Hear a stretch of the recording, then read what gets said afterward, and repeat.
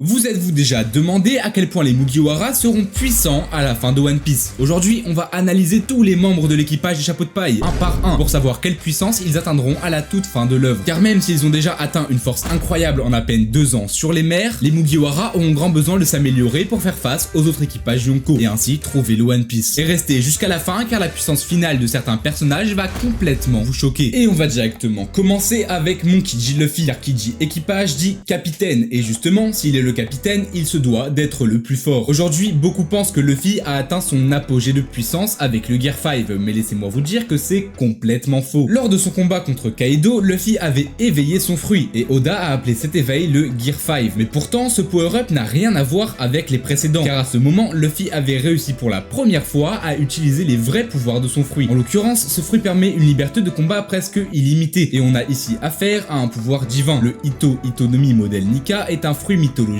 divin. Luffy a une écharpe blanche, contrairement au pouvoir démoniaque avec par exemple le Saturne qui a une écharpe noire. Mais malgré tout, le Gear 5 n'est certainement pas le power-up final de Luffy. L'éveil n'a pas eu lieu lors du dernier arc et Luffy est encore loin de son objectif. Ce power-up était donc forcément une étape avant sa puissance finale. Tout comme les Gear 2, 3 et 4, le Gear 5 est une étape de sa montée en puissance. Il a battu un empereur et maintenant il faut aller encore plus loin. Effectivement, Luffy veut devenir le prochain roi des pirates et il faut bien comprendre que quand on est le roi des pirates, il faut avoir le niveau de puissance qui va avec. Pareillement, quand on est corsaire ou empereur, il faut avoir le niveau de puissance correspondant. Par exemple, Katakuri ne peut pas devenir le roi des pirates car il n'a pas la puissance nécessaire. Luffy ne peut pas devenir le roi des pirates car il n'a pas la puissance nécessaire pour le moment. Et c'est pour cela que s'il veut réaliser son rêve, il doit devenir beaucoup plus fort. Autre exemple, Kaido et Big Mom s'étaient alliés pour pouvoir mettre la main sur le One Piece car individuellement, ils n'avaient pas la puissance requise pour devenir le roi des pirates. En fait, quand tu es le roi des pirates, tu es l'homme le plus fort du monde, c'est tout aussi simple que ça. Mais alors, que Luffy doit-il faire pour surpasser la puissance de Goldie Roger? Eh bien, je pense que la réponse est claire. Il doit atteindre un niveau de maîtrise du haki équivalent ou supérieur à celui de Roger. Ainsi, avec son fruit éveillé et un haki maîtrisé à la perfection, Luffy deviendra sans aucun doute l'homme le plus fort du monde. Et je peux même vous dire quand est-ce que Luffy devrait atteindre ce niveau de puissance. Effectivement, Luffy représente la quintessence de la puissance positive et autrement dit, la puissance divine. Pour atteindre son niveau final, il devra donc combattre un homme qui représente la quintessence de la puissance négative, autrement dit la puissance démoniaque. Cet homme pourrait être Im ou encore Barbe Noire, et c'est donc lors d'un combat final contre un de ces deux personnages que Luffy devrait atteindre l'apogée de sa puissance. Mais peu importe à quel point Luffy deviendra puissant dans le futur, il aura de toute façon besoin de son bras droit et de son plus fidèle ami, j'ai nommé Roronoa Zoro. Et tout comme son capitaine, l'épéiste de l'équipage a un objectif, il veut devenir le meilleur sabreur au monde et ainsi surpasser Mihawk. Ce qu'il faut comprendre par rapport à ça est que Zoro veut surpasser Mihawk à l'épée et non surpasser la puissance globale de Mihawk. Et croyez-moi, la nuance est très importante car Mihawk cherche un sabreur qui pourrait rivaliser avec lui et non un homme aussi puissant que lui, car sinon il l'aurait trouvé depuis longtemps. Donc la première étape pour que Zoro atteigne l'apogée de sa puissance serait de surpasser Mihawk en tant qu'épéiste. Maintenant, il faut comprendre que Zoro a un statut bien particulier. Un jour, il sera le second du roi des pirates. Donc on peut directement faire un parallèle avec Riley, le second de Roger, le second le plus puissant du monde. Tout comme le roi des pirates est l'homme le plus puissant du monde, le second du roi des pirates est le second le plus puissant du monde. Jusque là, c'est complètement logique. Riley, alors qu'il n'a pas combattu pendant 20 ans, a combattu tranquille contre l'amiral Kizaru. Et plus récemment, il a mis un stop à Barbe Noire, un des 4 empereurs. À son prime, Riley avait atteint le niveau empereur, autrement dit le niveau requis pour un second du roi des pirates. Et sachez-le, ce sera pareil pour Roronoa Zoro. Simplement du fait de son statut, il sera contraint d'atteindre le niveau d'empereur et ainsi surpasser Silver Riley, ou au moins l'égaler. Mais si par malheur Zoro n'atteint pas ce niveau, alors Luffy ne pourra jamais devenir le prochain roi des pirates. Maintenant, pour atteindre ce niveau, ces lames ne lui suffiront pas, il doit tout comme Riley avoir une excellente maîtrise du haki. Pendant l'arc Wano, on l'a vu utiliser pour la première fois le haki des rois qu'il a même revêtu sur ses sabres. C'est grâce à ce power-up que Zoro a atteint le niveau de second empereur, mais vous le savez, la différence entre second empereur et empereur est tout simplement aberrante. Luffy a même dû mourir pour atteindre ce niveau. Aussi, alors qu'il venait d'atteindre le niveau de second empereur en battant Katakuri, Luffy s'est fait one-shot par Kaido. Rendez-vous compte de la différence de puissance monumentale. Et c'est justement pour cela que Zoro doit absolument se surpasser. Pour ce faire, il existe deux solutions, un fruit du démon ou le haki. Et concernant Zoro, le haki est pour moi le plus logique. Attendez-vous alors à une évolution de Zoro basée sur sa maîtrise de l'épée et sur sa maîtrise du haki. Notre sabreur préféré deviendra le second le plus fort du monde en combinant ces deux éléments.